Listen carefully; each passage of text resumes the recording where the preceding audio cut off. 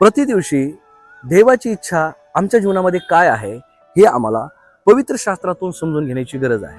आणि पवित्र शास्त्र बायबल आम्हाला लूका शुभवर्तमान याचा 18 अध्याय आणि त्याच्या 1 वचनामध्ये असं लिहिलेलं आहे, त्यांनी सर्वदा प्रार्थना करावी, खचू नये. पवित्र शास्त्र बायबलमध्ये असं लिहिलेलं आहे की आम्ही प्रार्थना करावी, नेहमी आम्ही प्रार्थना करावी आणि आम्ही थकू नये. कारण या प्रार्थनेच्या द्वारे आमच्या जीवनामध्ये विश्वास, त्याच प्रकारे सहनशीलता, या प्रार्थनेच्या द्वारे आमच्या जीवनामध्ये ते देवाच्या योजना आहेत त्या आमच्या जीवनामध्ये प्राप्त होणार आहे. आणि म्हणून आम्ही प्रार्थना करूया. या दिवसामध्ये प्रार्थनेमध्ये आपला जास्तीत जास्त वेळ घालूया. या आपण पुन्हा एकदा प्रार्थना करूया आणि म्हणूया की प्रभू आम्हाला प्रार्थना करण्यासाठी सहाय्य कर. येशूच्या नावाने आम्ही प्रार्थना करतो. प्रभू तू आम्हाला अधिक प्रार्थना करण्यासाठी तू मदत कर, प्रार्थनेमध्ये वेळ घालण्यासाठी दया कर, कृपा कर. येशूच्या नावाने मागतो म्हणून तू आहे.